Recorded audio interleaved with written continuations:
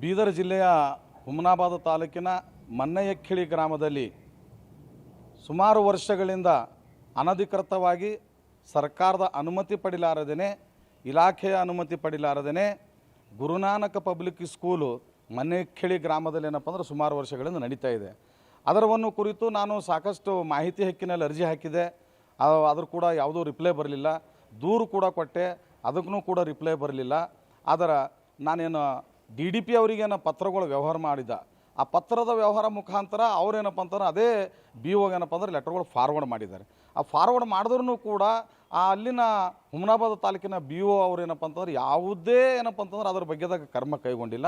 ಅವ್ರೇನಪ್ಪ ಅಂತಂದ್ರೆ ಆ ಸಂಸ್ಥೆಯ ಜೊತೆ ವಿಂಗಲಾಗಿ ಆ ಸಂಸ್ಥೆಯವರ ಹತ್ರ ಲಂಚವನ್ನು ಪಡೆದು ಇವತ್ತೇನಪ್ಪ ಅಂದ್ರೆ ಸಾರ್ವಜನಿಕರಲ್ಲಿ ಏನಪ್ಪ ಅಂದ್ರೆ ಒಂದು ಅಂತಕ್ಕೇನಪ್ಪ ಅಂದ್ರೆ ಮೂಡಿಸಿದ್ದಾರೆ.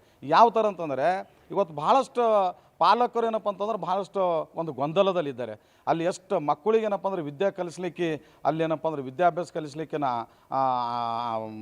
ಅಡ್ಮಿಷನ್ ಮಾಡಿಸಿದಾರೋ ಅವರೆಲ್ಲ ಪಾಲಕರು ಏನಪ್ಪ ಅಂದ್ರೆ ಇವತ್ತು ಅಂತಕದಲ್ಲಿದ್ದಾರೆ. ಯಾಕಂತಂದರೆ ಮುಂದಿನ ನಮ್ಮ ಮಕ್ಕಳ ಭವಿಷ್ಯ ಏನು ಅಂತಕ್ಕಂಥದ್ದು ಅಲ್ಲಿ ಆ ಅನುಮತಿ ಪಡಿಲಾರ್ದೇ ಇವತ್ತು ಶಾಲೆ ನಡೆಸ್ತಾ ಇದ್ದಾರೆ. ಸಾಕಷ್ಟು ನಾವೇನಪ್ಪ ಅಂದ್ರೆ ಪತ್ರಗಳು ದೂರುಗಳು ಕೊಟ್ಟರೂ ಕೂಡ ಅದಕ್ಕೆ ಅಧಿಕಾರಿಗಳು ಯಾವುದೇ ರೀತಿ ಏನಪ್ಪ ಅಂತಂದ್ರೆ ಅದಕ್ಕೆ ಸ್ಪಂದಿಸ್ತಾ ಇಲ್ಲ. ಹಾಗಾಗಿ ನಾನು ಮತ್ತೆ ಇವತ್ತಿನ ದಿವಸ ನಾನೇನಪ್ಪ ಅಂದ್ರೆ ಮತ್ತೆ ಮಾನ್ಯ ಉಪನಿರ್ದೇಶಕರ ಸಾರ್ವಜನಿಕ ಶಿಕ್ಷಣ ಇಲಾಖೆ ಬೀದರ್ ಅವರಿಗೆ ಏನಪ್ಪ ಅಂದ್ರೆ ನಾನು ದೂರು ನೀಡಿದೆ. ಇದಕ್ಕೆ ಇಷ್ಟೆಲ್ಲ ವಿಳಂಬ ಆಗಲಿಕ್ಕೆ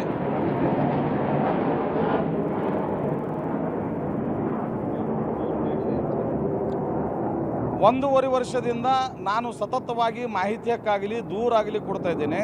ಇದಕ್ಕೆ ವಿಳಂಬ ಆಗಲಿಕ್ಕೆ ಕಾರಣ ಏನು ಅಂತಕ್ಕಂಥದ್ದು ನಾನೇನಪ್ಪ ಅಂದರೆ ಇವತ್ತಿನ ಒಂದು ದೂರಿನಲ್ಲಿ ಉಲ್ಲೇಖ ಮಾಡಿದೆ. ನಾನು ಕೂಡಲೇ ಒಂದು ವಾರದ ಒಳಗಾಗಿ ಅಲ್ಲಿನ BO ಅವರೇನಪ್ಪ ಅಂದ್ರೆ ಅಮಾನತ್ ಆಗಬೇಕು. ಆ ಗುರುನಾನಕ್ ಪಬ್ಲಿಕ್ ಸ್ಕೂಲ್ ಮನ್ನಯಖಿಳಿಯ ಆ ಅಧ್ಯಕ್ಷ ಸಂಸ್ಥೆಯ ಒಂದು ಸದಸ್ಯ ಮಂಡಳಿ ಮೇಲೆ ಕೂಡಲೇ ಏನಪ್ಪ ಅಂದ್ರೆ ಕ್ರಿಮಿನಲ್ ಕೇಸ್ ಆಗಬೇಕು.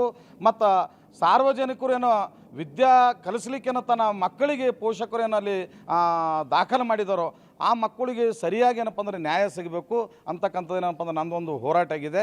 ಆ ಹೋರಾಟಕ್ಕೆ ನನಗೊಂದು ವೇಳೆ ಈ ಅಧಿಕಾರಿಗಳು ಸ್ಪಂದಿಸಿಲ್ಲ ಅಂದರೆ ನಾನೇನಪ್ಪ ಅಂದ್ರೆ ಮುಂದೆ ಬರತಕ್ಕಂಥ ದಿನಗಳಲ್ಲಿ ನಾನು ಭಾಳಷ್ಟು ಈ ಪಾಲಕ ಪೋಷಕರಿಗೆ ಏನಪ್ಪ ಅಂದ್ರೆ ತೊಗೊಂಡು ಸಾರ್ವಜನಿಕರ ಜೊತೆಯಲ್ಲಿ ಏನಪ್ಪ ಅಂದ್ರೆ ನಾನು ಭಾಳ ದೊಡ್ಡ ಹೋರಾಟ ಮಾಡಬೇಕಾಗ್ತದೆ ಅಂತಕ್ಕಂಥದ್ದು ನಾನು ಈ ಮಾಧ್ಯಮದ ಮುಖಾಂತರ ನಾನು ಹೇಳೋಕ್ಕೆ ಇಷ್ಟಪಡ್ತೀನಿ.